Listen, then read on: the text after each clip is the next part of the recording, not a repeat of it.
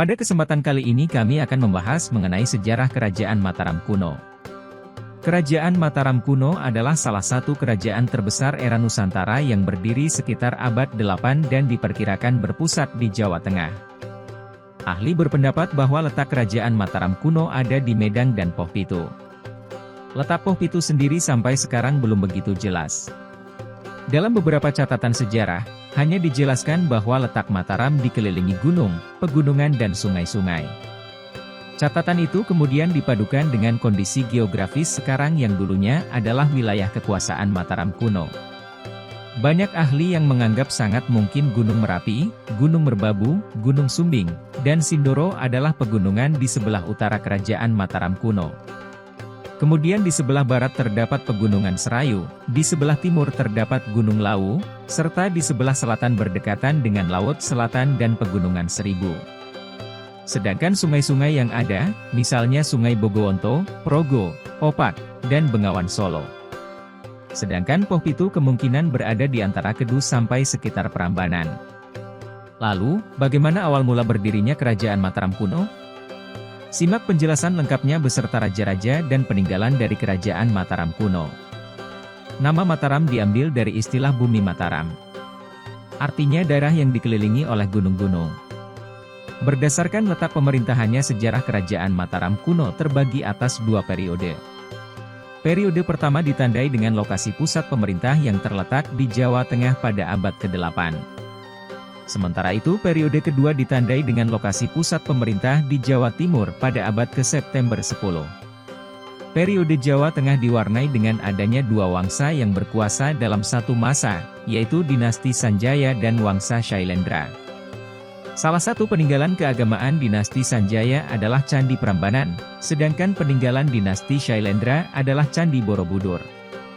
Raja pertama yang memerintah Kerajaan Mataram kuno adalah Raja Sana.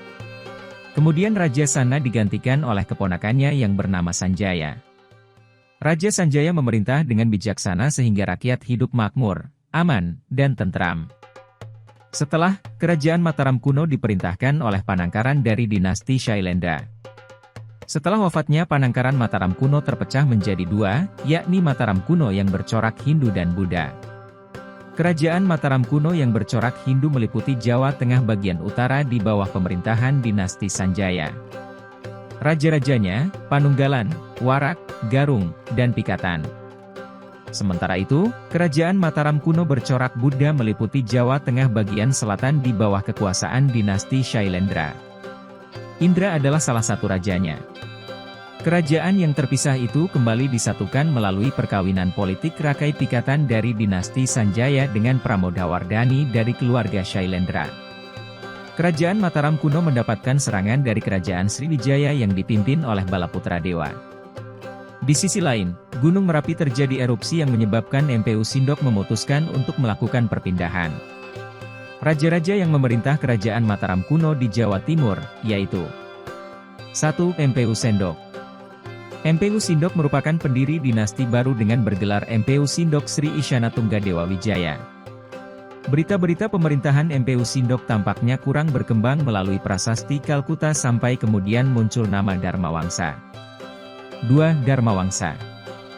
Dharmawangsa melakukan penyerangan ke Sriwijaya untuk merebut jalur perdagangan Laut Jawa dan berhasil menguasai Sriwijaya pada tahun 992. Tidak lama kemudian, Sriwijaya mengirimkan serangan balasan yang mengakibatkan Kerajaan Medang hancur dan para pembesar istana termasuk Dharmawangsa ikut tewas. Tetapi, menantu Dharmawangsa berhasil menyelamatkan diri dan kerajaan hancur terpecah menjadi beberapa wilayah yang berdiri sendiri. Peristiwa itu terjadi pada tahun 1016.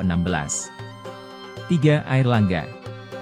Airlangga dinobatkan sebagai raja setelah pergi bertapa di hutan selama 3 tahun, namun raja-raja dari kerajaan kecil di sekitarnya tidak mau mengakuinya sebagai raja. Airlangga melakukan penaklukan kerajaan tersebut dan berhasil menyatukan kembali kerajaan yang terpecah pada tahun 1037. Kemudian, ibu kota kerajaan dipindahkan ke Kahuripan. Setelah kerajaan kembali utuh, kebijakan diarahkan pada peningkatan perekonomian. Sebagai kerajaan agraris, irigasi diperbaiki dan dibangun bendungan Waringin Sapta di Sungai Berantas.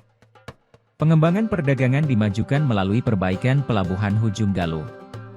Untuk menggantikan dirinya sebagai raja, Airlangga sudah menyiapkan putrinya bernama Sanggar Wijaya. Akan tetapi, putrinya tidak tertarik menjadi raja dan memilih untuk menjadi pertapa. Agar tidak terjadi perebutan kekuasaan antara dua orang putra Airlangga dan selir-selirnya, kerajaan dibagi dua, yaitu Jenggala dan Kediri. Panji Grasakan menjadi Raja Jenggala dan Samarawijaya menjadi Raja Kediri. Peninggalan dari kerajaan Mataram kuno berupa prasasti dan candi, di antaranya.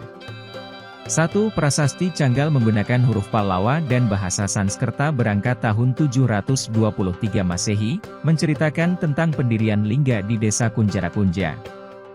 2. Prasasti Kalasan, ditemukan di desa Kalasan Yogyakarta berangkat 778 Masehi, ditulis dalam huruf Pranagari dan bahasa Sanskerta. 3. Prasasti Mantiasi ditemukan di Mantiasi, Kedu, Jawa Tengah berangkat tahun 907 Masehi menggunakan bahasa Jawa kuno. 4. Prasasti Klurak, ditemukan di desa Prambanan berangkat tahun 782 Masehi ditulis huruf Pranagari dan bahasa Sanskerta.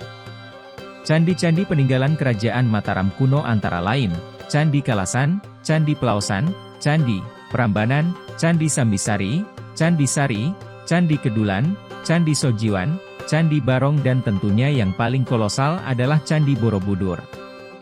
Terima kasih sudah mengikuti video-video kami, jangan lupa share, like dan subscribe agar bisa selalu mengikuti update video dari kami.